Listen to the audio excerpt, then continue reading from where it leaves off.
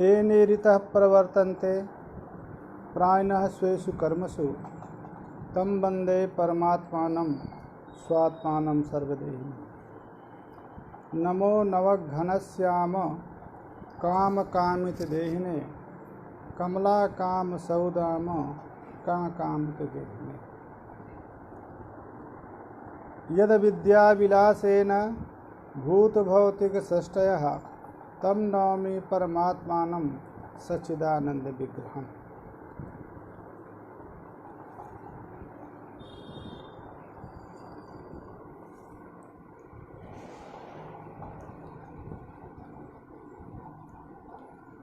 सिद्धांत में जब ये कहा कि जो भ्रम का विषय है रजतादि, तद विषयाकार भी वृत्ति होती है।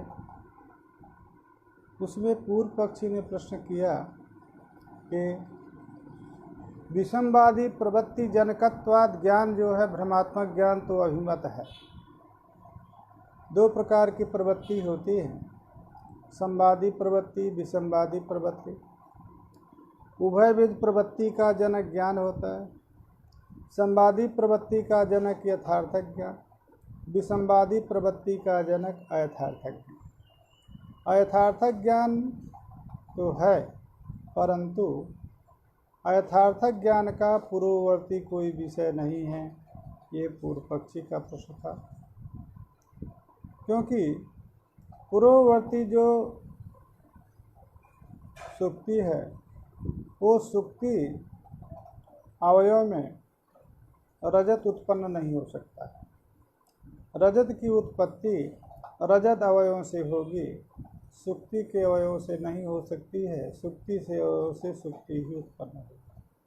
अतः कारण कोटि सामग्री के अभाव के कारण पूर्ववर्ती जो भ्रमात्मक ज्ञान का विषय है वो कोई उत्पन्न नहीं होता है।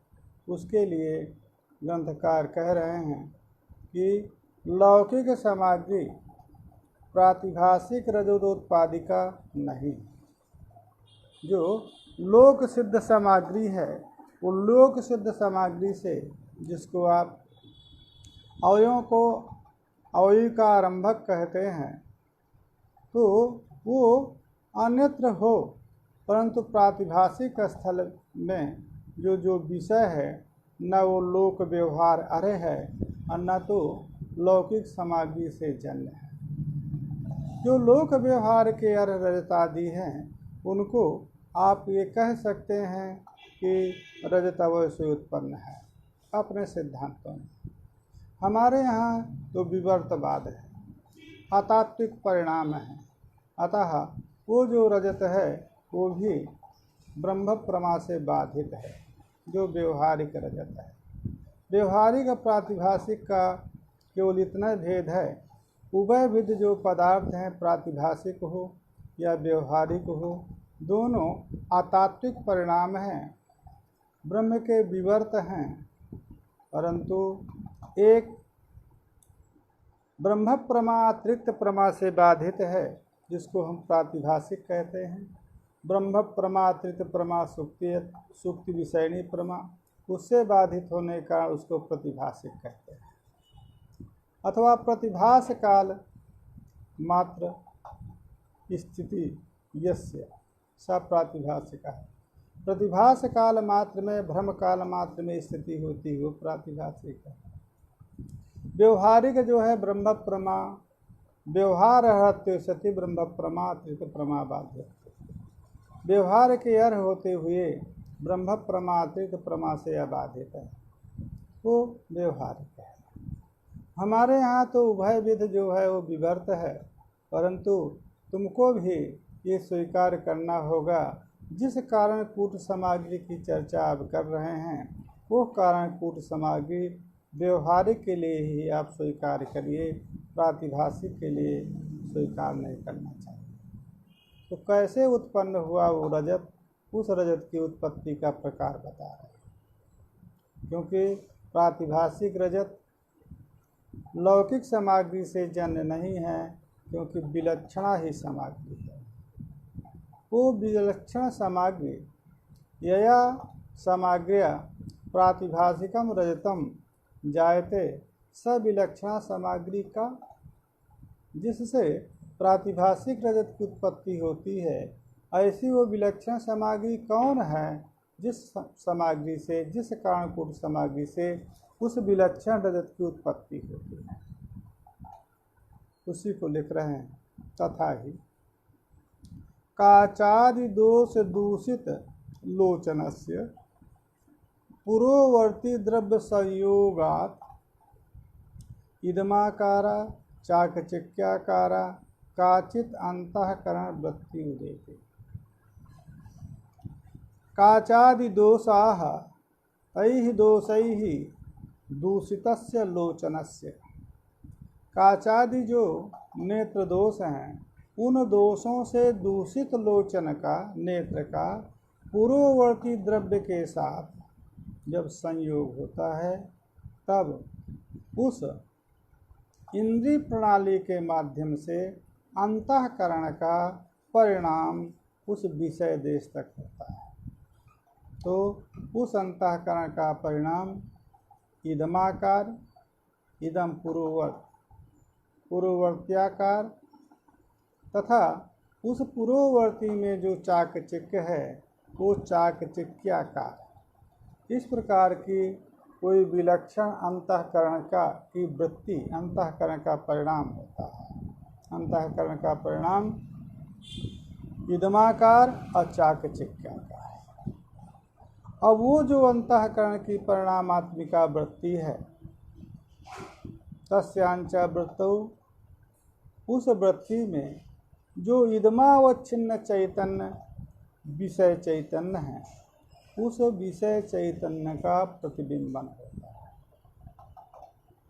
तो उस वृत्ति में इदमाकार अवच्छिन्न जो चैतन्य है, बिंबभूत चैतन्य है, वो इदमाकार जो वृत्ति है उस वृत्ति में प्रतिबिंबित हो गया। पूर्वोक्त रीति से इदमाकार वृत्ति अवच्छिन्न चैतन्य, प्रमाण चैतन्य, तथा इदमावच्छिन्न जो विषय चैतन्य है, जब वो इदमावच्छिन्न चैतन्य उसी वृत्ति में ही प्रतिबिंबित हो गया, वृत्ति से भिन्न नहीं हुआ, तब पूर्वोक्त रीति से वृत्ते बहिर्गमन, क्योंकि पूर्वोक्त रीति से पूर्वोक्त रीति जिस प्रकार से पूर्व में बताया, जिस प्रकार से तदाक उदक इंद्रिय प्रणाली के माध्यम से विषय देश तक जाता है और विषय देश जाने के बाद तद विषयाकार परिणाम होता है, उसी प्रकार से जो इदमावच्छिन्न चैतन्य है, वो इदमावच्छिन्न चैतन्य जो विषय है, वो विषय देश में वृत्ति का निर्गमन, वृत्ति का निर्गमन होने के कारण इदमावच्छिन्न चैतन्य और वृत्ति अवच्छिन्न चैतन्य का जब भेद हुआ, अभेद हुआ, तब वो विषय, तब इदमावच्छिन्न विषय जो ज्ञान है, उस ज्ञान में प्रत्यक्षत्व होता है, वो ज्ञान भी प्रत्यक्ष कहता है। और प्रमात्र चैतन्य जो अंतःकरणावच्छिन्न चैतन्य है, तथा जो विषय चैतन्य है, उसका भी अभेद हो गया, तो विषयगत भी प्रत्यक्षत्व हो गया। तब इदमावच्छिन्न चैतन्य विषय प्रत्यक्ष हुआ, ज्ञानगत प्रत्यक्षत्व हो गया, इदम विषय का भी प्रत्यक्ष हो गया। इसके बाद प्रमात्र भिन्न जो चैतन्य है, प्रमात्र भिन्न जो विषय चैतन्य है, जो इदमावच्छिन्न चैतन्य विषय चैतन्य था, वो अंतःकरणावच्छिन्न चैतन्य से पूर्वोक्त रीति से अभिन्न हो गया। तब उस जो प्रमात्र विषय चैतन्य में रहने वाली सुक्तित्वावच्छिन्न सुक्तित्व प्रकारिक विद्या है। सुक्तित्व है प्रकार जिसमें ऐसे सुक्तित्व प्रकारक सुक्ति विशेषक जो अविद्या है वो अविद्या विषय निष्ठ है और वो प्रमात्र चैतन्य से अभिन्न होने के कारण प्रमात्र निष्ठ भी हो गई। उस अविद्या उस विषय चैतन्य में चाकचिक्य है और चाकचिक्य से समुद्बोधित हो गया अंतःकरण में जो रहने वाला रजत विषयक संस्कार है। तो चाकचिक्यादि जो सादृश्य संदर्शन है उससे समुद्बोधित हो गया रजत विषयक संस्कार जो अंतःकरण में है। अतः वो अविद्या इदमावच्छिन्न चैतन्यष्ठा थे। इदमावच्छिन्न चैतन्य का अंतःकरणावच्छिन्न चैतन्य से अभेद हो गया। अब वो अंतःकरण से अभेद होने के उत्तर में जो चाकचिक्य है उस चाकचिक्य से समुद्बोधित हो गया संस्कार।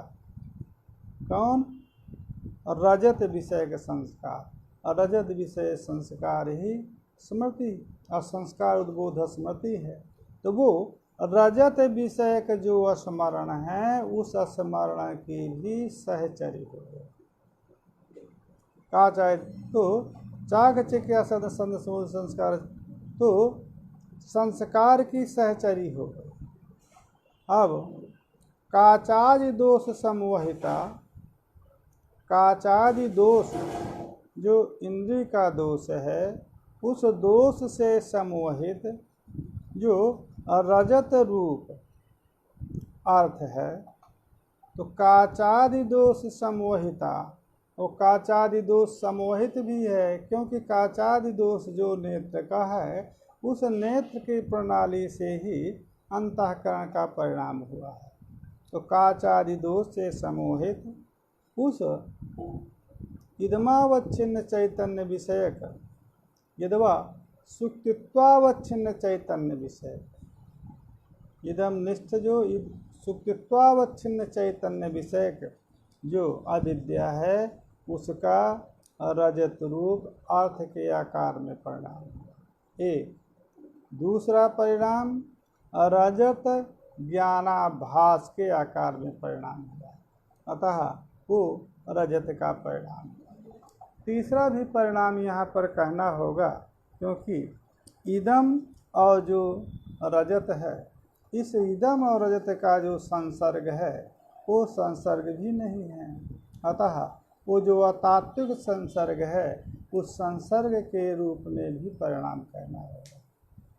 तीन परिणाम माना है क्योंकि इदम और रजत का कोई संसर्ग भी नहीं है और संसर्गतया इदम तादात्म्यापन्न रजत की प्रतीति होती है। वो संसर्ग कहाँ से आ गया?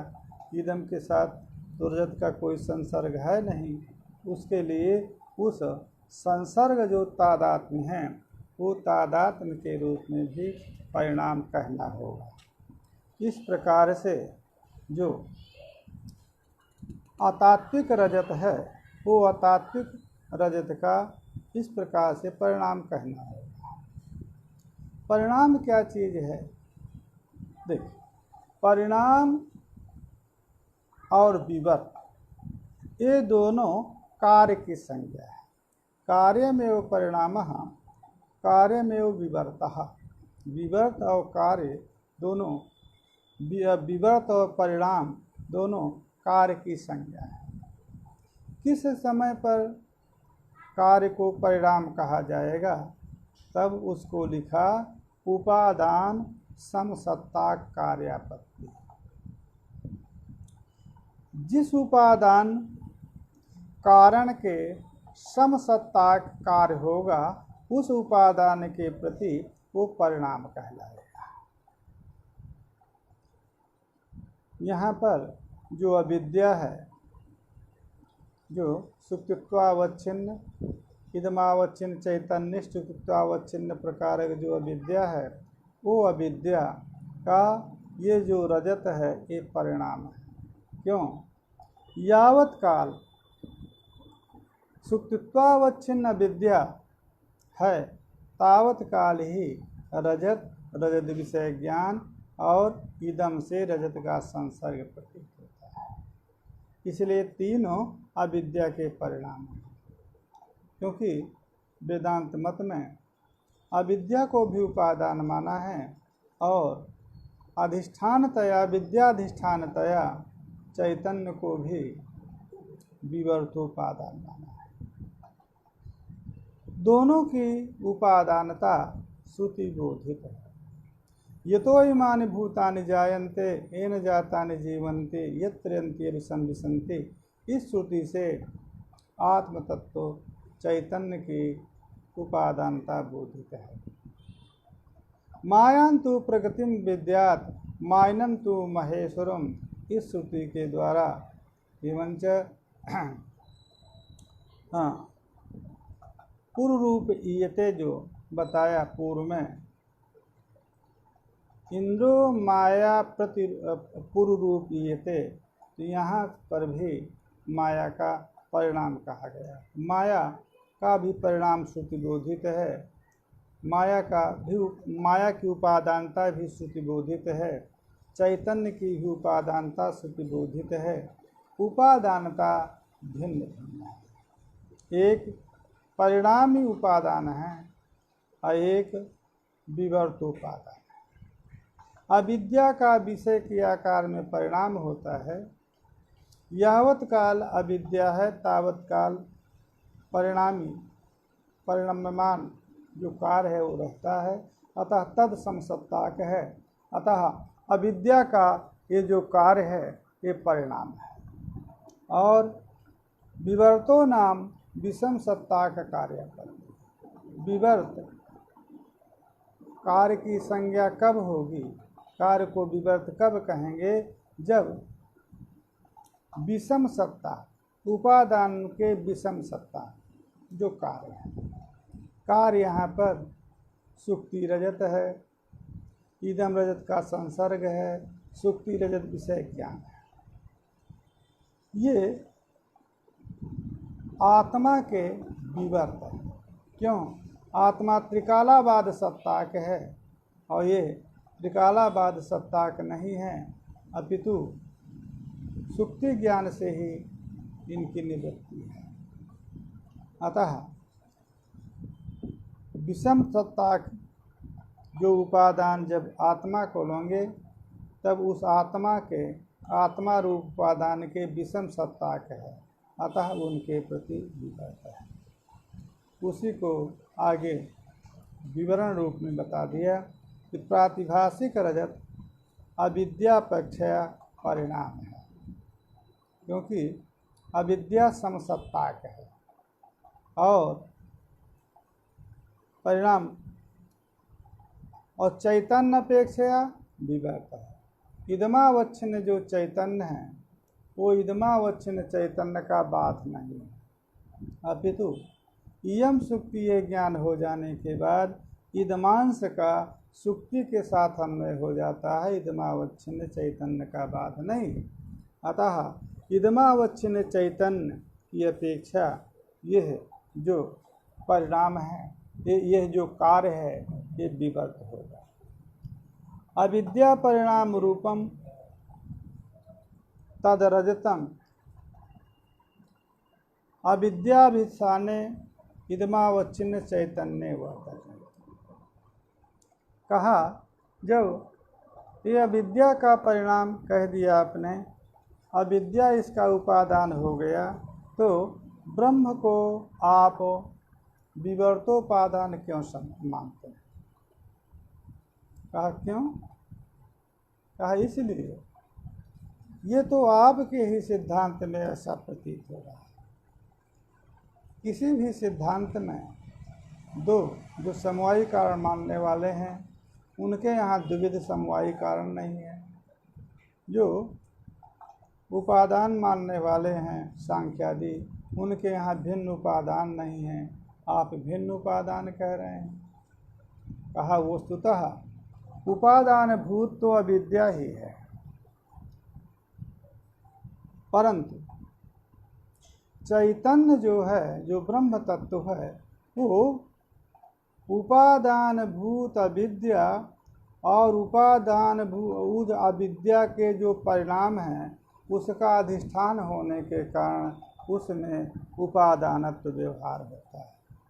वस्तुतः चैतन्य न तो किसी का उपादान है और न किसी का उपादेय है, परंतु जो अविद्या का परिणाम जगत के रूप में हुआ और वो जगत का जो जगत रूप परिणाम, वो परिणाम यतः अविद्या का अधिष्ठान चैतन्य है, उसमें आरोपित है, तो उसका कार्य भी आरोपित होने के कारण चैतन्य में उपादानत्व व्यवहार होता है। दूसरी बात, उपादान का जो लक्षण है, यतो इमानि भूतानि जायन्ते येन जातानि जीवन्ति यत् प्रयन्ति अभिसंविशन्ति। तो यतो इमानि भूतानि जायन्ते पंचमी है, यस्मात् इमानि भूतानि जायन्ते। ये तद अंश तो अविद्या में कथनचित संभव है, अविद्या से कार्य की उत्पत्ति होती है, परंतु येन जातानि जीवन्ति यद सत्तया सत्तावंता सन्ति, यह जो अंश है यह अविद्या की उपादानता में संगमित नहीं होगा, क्योंकि अविद्या भी स्वयं सत्ता स्वरूप न हो करके, स्वयं भाव स्वरूप न हो करके, सत्ता स्वरूप भाव स्वरूप जो चैतन्य है उसमें आरोपित होने के कारण वो सत्ता स्वरूप है, भाव स्वरूप है। तीसरा जो अंश है यत् प्रयन्ति अभिसंविशन्ति, उपादान कारण में ही जो कार्य है उस कार्य का लय होता है। अविद्या में कार्य का लय नहीं हो सकता है। क्यों? पहले अविद्या की निवृत्ति होती है, अविद्या निवृत्ति के उत्तर में कार्य की निवृत्ति होती है। तो कार्य निवृत्ति काल में अविद्या ही नहीं, लय किसमें? या सकार्य विद्या की निवृत्ति कहें, अपने कार्य के सहित अविद्या की निवृत्ति कहें, तो निवृत्ति का कोई न कोई आश्रय चाहिए, उसको उपादान कहें। क्योंकि उपादान कारण और निमित्त कारण का यही भेद है कि कार्य उपादान कारण से उत्पन्न होकर के उपादान कारण में रहता है और उपादान कारण में लीन होता है। तंतु पट रूप जो कार्य है, तंतु उपादान से उत्पन्न होकर के तंतु में रहते हुए तंतु के संयोग के नाश हो जाने के बाद तंतु में लय। अब यहाँ पर अविद्या को उपादान मानेंगे और आत्मा को नहीं मानेंगे, तब लय किस में होगा? क्योंकि कार्य की लय अवस्था में अविद्या नहीं है। कार्य लय अवस्था में जो रहे उसी को उपादान कहेंगे। जिस प्रकार से पट की लय अवस्था में तंतु विद्यमान है, अतः तंतु उपादान है।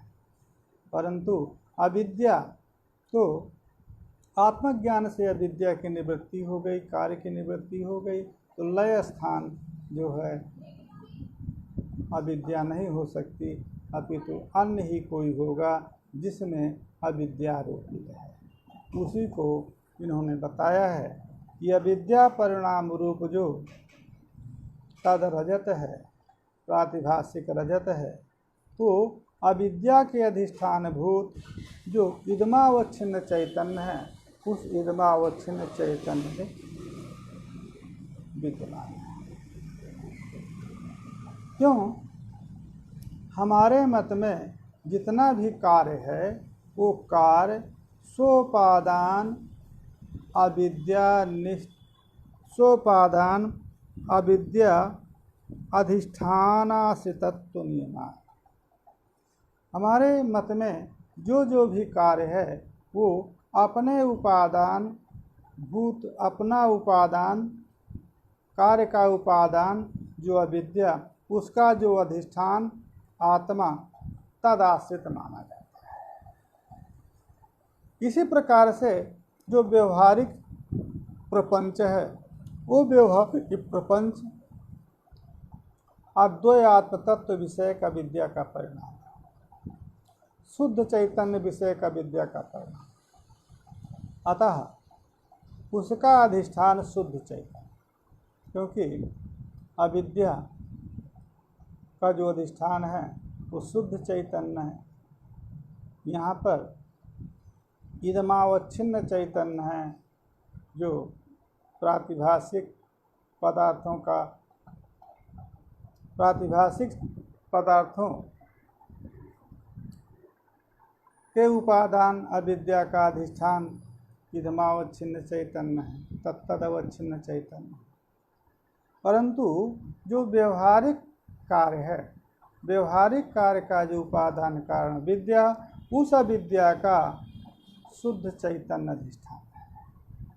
अतः जो व्यवहारिक प्रपंच है उसका उपादान भूत जो अविद्या है, उस अविद्या का जो अधिष्ठान चैतन्य है, उस चैतन्य आश्रित है। क्यों?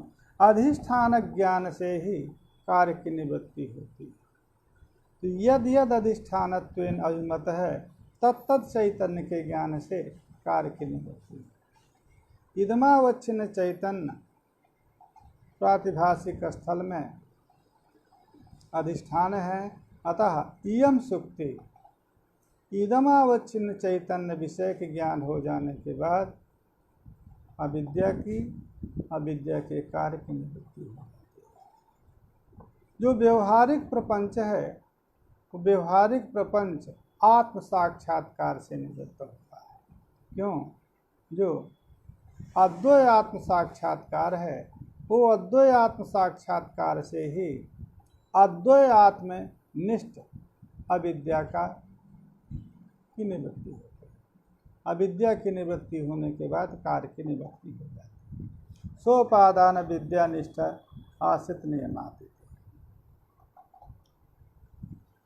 अब पूर्व पक्ष कर रहा है पूर्व पक्षी, ननु चैतन्य निष्ठ रजतस्य कथम इदम रजतम इति पूर्ववर्तिना तादा। प्रश्न यह है, यदि जिस अविद्या का परिणाम इदम रजतम है, पूर्ववर्ती तादात्म्यापन्न रजत है, यह प्रतीति होती है। और यदि वो अविद्या चैतन्य निष्ठ है तो चैतन्य निष्ठ अविद्या होने के कारण चैतन्य तो व्यापक है, तो अधिष्ठान व्यापक है, तो व्यापकत्वेन तो व्यापक अधिष्ठान निष्ठा विद्या है, तो उसको उस अविद्या के परिणाम रजत की भी प्रतीति सर्वत्र होनी चाहिए, व्यापकत्वेन प्रतीति होनी चाहिए। इदमावच्छेदेन ही क्यों उस रजत की प्रतीति होती है? यदि वो अविद्या चैतन्य निष्ठ है तो चैतन्य निष्ठ विद्या के जो का परिणाम है उसका चैतन्य के व्यापक होने के कारण व्यापकतया सर्वत्र प्रतीति होनी चाहिए। यह पूर्व पक्षी का पक्ष है।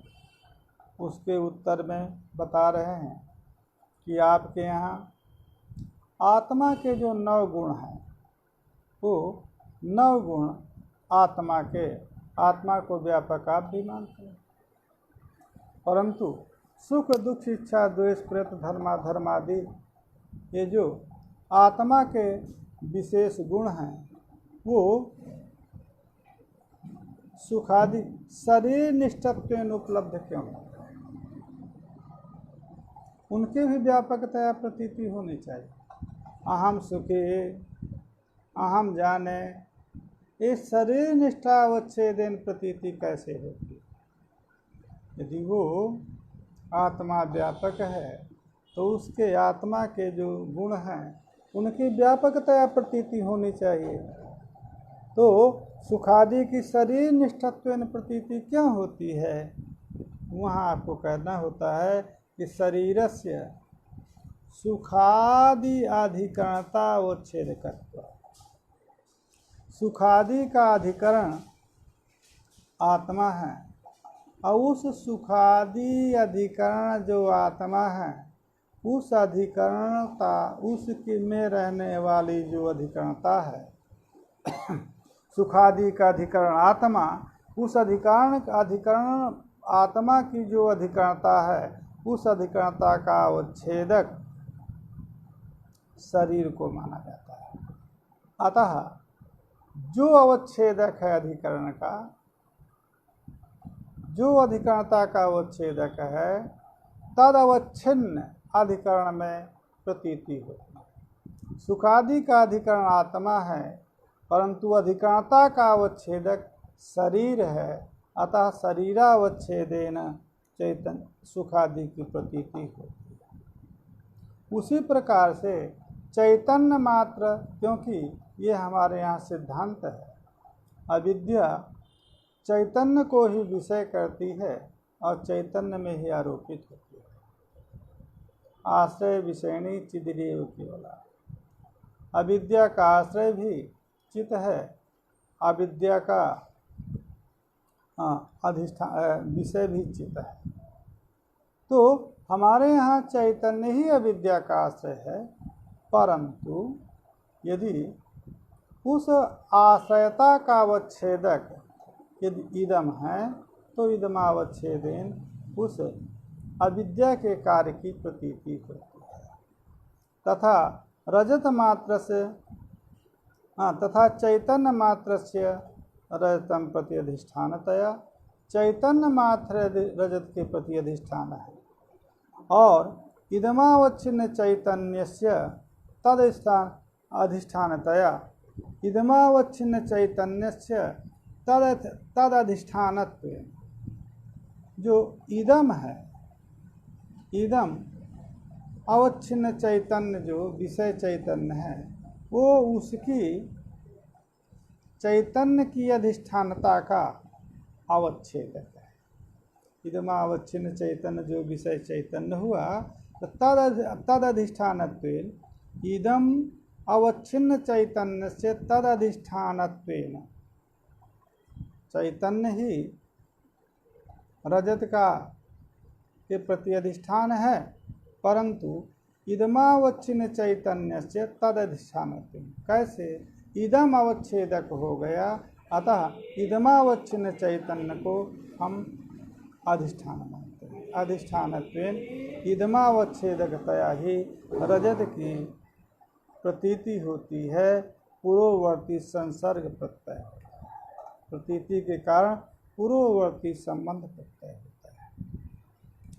तस्य विषय चैतन्यस्य, और वो जो रजत है, तस्य विषय चैतन्यस्य तदंतःकरण उपहित चैतन्य भिन्नतया, वो जो विषय चैतन्य है, इदमावच्छिन्न चैतन्य है, और अंतःकरण उपहित चैतन्य है, दोनों अभिन्न हो जाने के कारण विषय चैतन्य में अध्यस्त जो रजत है वो साक्षी अध्यस्त कहलाती है। नहीं बात कहा, जो विषय चैतन्य है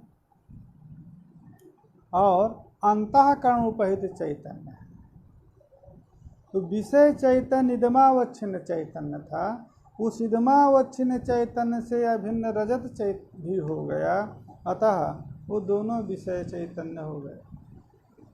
अब वो अंतःकरण का जो परिणाम है वो इदमाकार था, अब वो इदमाकार अवच्छिन्न चैतन्य ही जब अधिष्ठान हो गया रजत का, तो रजत भी उससे अभिन्न हो गया।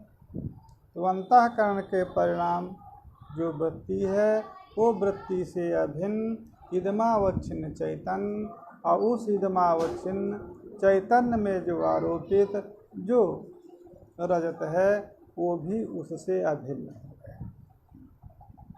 तो यद्यपि वो विषय चैतन्य अध्यस्त है, इदमावच्छिन्न चैतन्य में अध्यस्त है रजत, परंतु उसको साक्षी भाष्य कहा जाता है। क्यों साक्षी भाष्य कहा जाता है?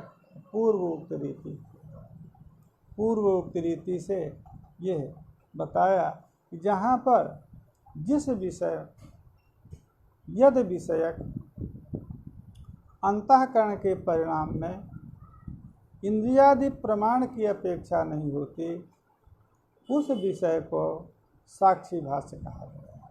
यहाँ पर भी जो रजत है वो रजत का इंद्रिय सन्निकर्ष नहीं है, तो है तो विषय चैतन्य अध्यस्त, परंतु साक्षी चैतन्य में अध्यस्त उसको माना जाता है। जो अंतःकरण उपहित चैतन्य है उसमें उसको अध्यस्त माना गया। कैसे अध्यस्त हो गया? तो पूर्वोक्त रीति से परमात्म चैतन्य से अभिन्न सत्ता के जो घट आदि के विषय में बताया था कि घटावच्छिन्न चैतन्य स्वावच्छिन्न चैतन्य में अध्यस्त है। अब जब अंतःकरणावच्छिन्न चैतन्य से अभिन्न हो गया तो अंतःकरणावच्छिन्न चैतन्य में अध्यस्त माना जाता है। उसी प्रकार से इदमावच्छिन्न चैतन्य में अध्यस्त जो रजत है वो इदमावच्छिन्न चैतन्य जब अंतःकरणावच्छिन्न चैतन्य से अभिन्न हो गया तो वो अंतःकरणावच्छिन्न चैतन्य में अध्यस्त हो गया। अंतःकरणोपहित जो है वो साक्षी है, वो साक्षी में अध्यस्त माना गया। और साक्षी में अध्यस्त जो पदार्थ है वो केवल साक्षी भाष्य होता है। अतः इस रजत की प्रतीति जो है साक्षी भाष्य प्रतीति, ज्ञाततया ज्ञाततया केवल साक्षी भाष्य। अब प्रश्न हो रहा है कि यदि प्रातिभाषिक रजत यदि साक्षी चैतन्य में अध्यस्त है और साक्षी भाष्य है, तो साक्षी भाष्य की प्रतीति अनन्य वेद जो साक्षी भाष्य की प्रतीति है वो अंतःकरण विशेषित होकर के उसकी प्रतीति। जैसे अहम सुखी, अहम दुखी, अहम जाने, अहम कामये,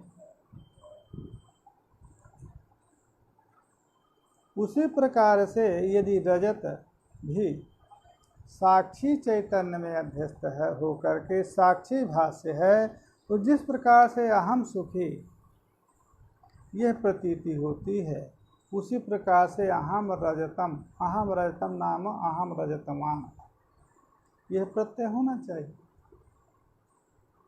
जिस प्रकार से अहम सुखी, क्योंकि सुखादि का साक्षी भाष्य है, तो सुखादि के साक्षी भाष्य होने के कारण अंतःकरण तादात्म्य में उसकी प्रतीति अहम सुखी अहम दुखी ये प्रतीति होती है। उच्चते से उत्तर दे रहे हैं।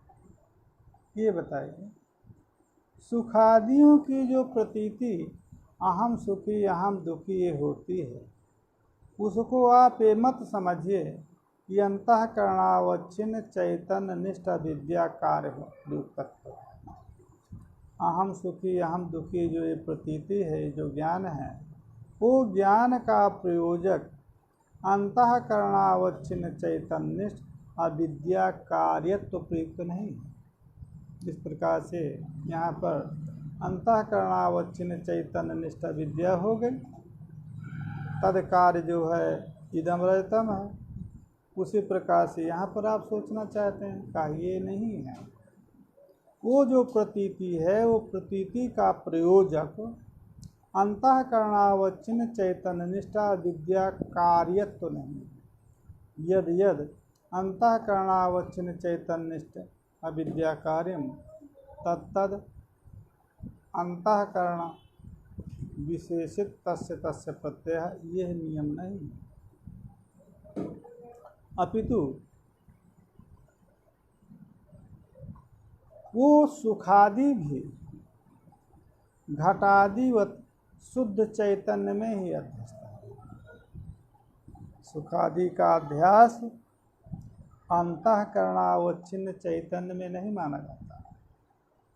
सुखादि अंतःकरण के धर्म भले ही हैं, परंतु सुखादि जो विषय हैं वो सुखादि विषय जिस प्रकार से शुद्ध जो घटादि चैतन्य है, घटादि जो विषय हैं वो घटादि अवच्छिन्न चैतन्य में अध्यस्त हैं, उसी प्रकार से घटादि जिस प्रकार से शुद्ध चैतन्य में अध्यस्त है, सोपहित चैतन्य में अध्यस्त का तात्पर्य जो व्यवहारिक जितना भी पदार्थ है प्रातिभाषिक के अतिरिक्त वो सभी शुद्ध चैतन्य में अध्यस्त माना जाता है, क्योंकि शुद्ध चैतन्याध्यस्त विद्या के कार्य हैं पूर्ववृत्ति के द्वारा कार्य जो है अपने उपादान के अधिष्ठान में आश्रित होते हैं, अतः सुख दुख आदि भी व्यवहारिक कार्य है।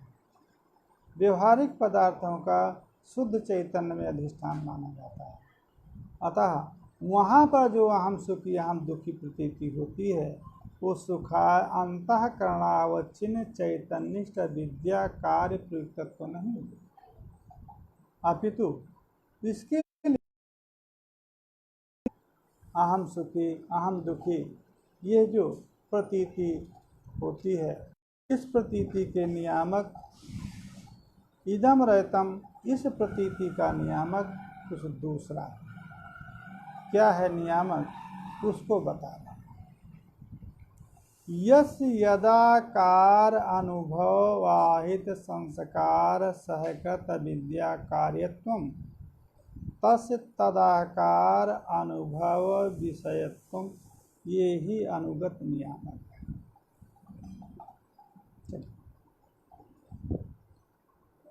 यस्य कार अनुभव वाहित संस्कार, जो अविद्या कार्य के रूप में जब परिणाम विद्या का होता है, उस अविद्या में अनुभव आहित संस्कार सापेक्ष, यदाकार जो अनुभव है तादृश अनुभव वाहित जो संस्कार है, वो संस्कार सहकत जो अविद्या है वो अविद्या का विषय के रूप में परिणाम होता है। जिस यस्य, तो यस्य कार्य से जिस कार्य यस्य यदाकार अनुभव, यदाकार अनुभव अहित संस्कार सहकत विद्या का तस्य तदाकार अनुभव विषयत्वम, ये ही अनुगम नियामक। तो घटादि की प्रतीति अयम घटः इदम रहितम, ये प्रतीति है। इस प्रतीति में जो अविद्या है वो अविद्या इदम रहितम अयं घटः इत्याकारक ही अनुभव सर्वत्र अंतःकरण धर्मातिरिक्त विषयों में यही अनुभव है। अहम घटवान अहम रजतवान यह अनुभव नहीं है। तो पूर्व जो अनुभव है, जिस प्रकार का अनुभव है, उसी प्रकार से अनुभव से आहित संस्कार हुआ। वो संस्कार का सहचरी सहकट जो अविद्या है, उस अविद्या का कार घटः रजतम आदि, अतः तदाकार अनुभव विषयत्व होगा। अयं घटः इदम रजतम अयं रूपः, यह प्रतीति हो, यही नियामक है। सुखादि का तथा चैदमाकार अनुभव आहित संस्कार सहकत विद्या कार्य होने के कारण घट आदि का इदमाकार अनुभव होता है। अयं घटः इदम रजतम। और अहंकार अहमाकार अनुभव आहित संस्कार सहकत विद्याकार होने के कारण अंतःकरण का हमेशा सर्वदा अहम यही अनुभव होता है, क्योंकि अंतःकरण का मम अहम ये कभी प्रतीति नहीं, मदीय अहम ये भी प्रतीति नहीं। अतः आयम अहम ये भी प्रतीति नहीं। पूर्ववर्त सदा जो प्रतीति होती है वो अहम यही अनुभव, उस अनुभव से आहित जो संस्कार है, तद सहकत जो अविद्या है, उस अविद्या का कार्य जो अंतःकरण है, उसका हमेशा अहम अनुभव विषयत्व है। और जो सुख, जो शरीरादि का उभय, शरीर का अनुभव, अहम देहा ये भी अनुभव है, और ममेदम देह शरीरम ये भी अनुभव है, ममयम देहा ये अनुभव है, अहम देहा ये अनुभव है, अहम गौरः स्थूलः प्राणः कुब्जा ये भी अनुभव है। अतः शरीर इंद्रियादि उभय विध अनुभव आहित, उभय विध अनुभव आहित संस्कार। इसी प्रकार से आदि पद से सुख को भी लीजिएगा। मम सुखम ये भी अनुभव है, अहम सुखी ये भी अनुभव है। तो शरीर आदि का अंतःकरण से अतिरिक्त जो शरीर आदि हैं उनका उभय विध संस्कार है। उभय विध संस्कार सहकत विद्याकार होने के कारण उभय विध अनुभव होता है। उभय विध अनुभव। इदम शरीरम अहम देहः, अहम मनुष्यः, अहम ब्राह्मणः, इदम चक्षुः अहम काणः, इदम श्रोत्रम अहम बधिरः। इस प्रकार का अनुभव होता है। सुखादि का भी अहम सुखी ये भी अनुभव होता है, मम इदानीं सुखम अस्ति ये भी अनुभव होता है। प्रकृत स्थल में जो प्रश्न हो रहा था उसका उत्तर दिया।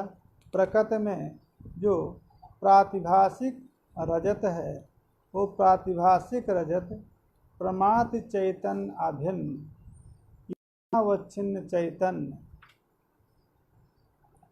निष्ठ विद्या कार्य है।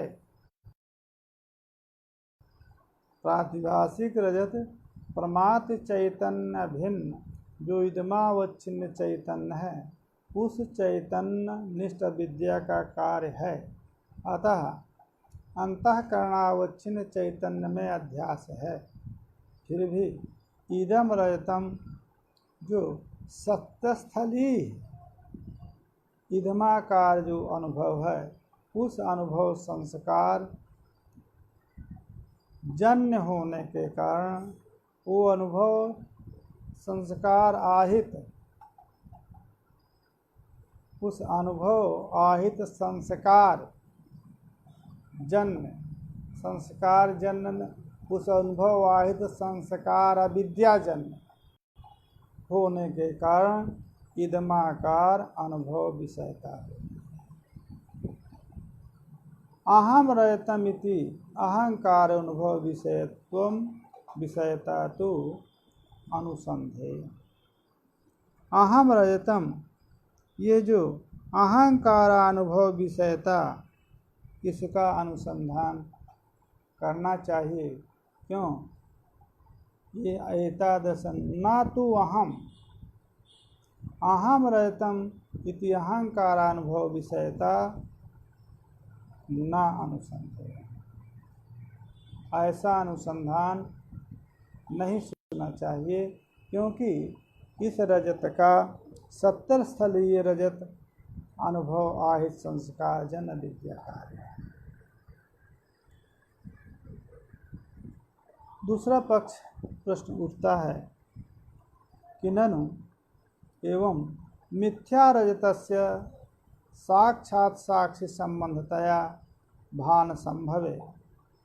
कहा, जब मिथ्या रजत साक्षात साक्षी संबद्ध है तो साक्षी संबद्ध के लिए कोई वृत्ति की अपेक्षा नहीं होती, पुनः आप वृत्ति क्यों स्वीकार करें? ननु मिथ्यारहित साक्षात सान्निध्य भान संभव है, ज्ञान संभव है, प्रकाश संभव है, क्योंकि साक्षी से संबद्ध जो वस्तु है उसका भान होता है, साक्षात साक्षी प्रकाशित करता है।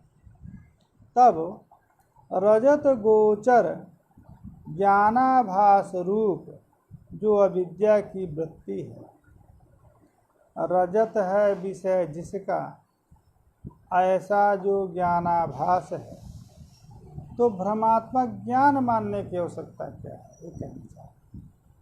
जो साक्षी से संबद्ध वस्तु है उसका तो प्रकाश हो ही जाता है, फिर रजत विषय जो ज्ञानाभास है, मिथ्या ज्ञान है, वो ज्ञानाभास रूप जो अविद्या का जो परिणाम है उसको स्वीकार करने की क्या आवश्यकता है?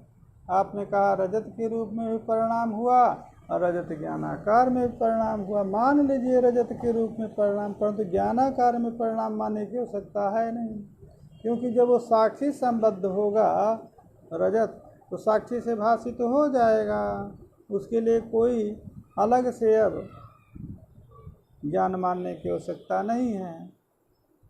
चेद उच्चते, उसको उत्तर में दे रहे हैं।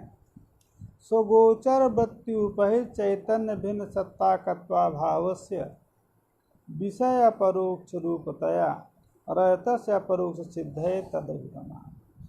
कहा पहले हमने बताया है विषय प्रत्यक्ष के लिए तत्तदाकार वृत्ति उपहित प्रमात्र चैतन्य भिन्न सत्ताकत्वाभाव।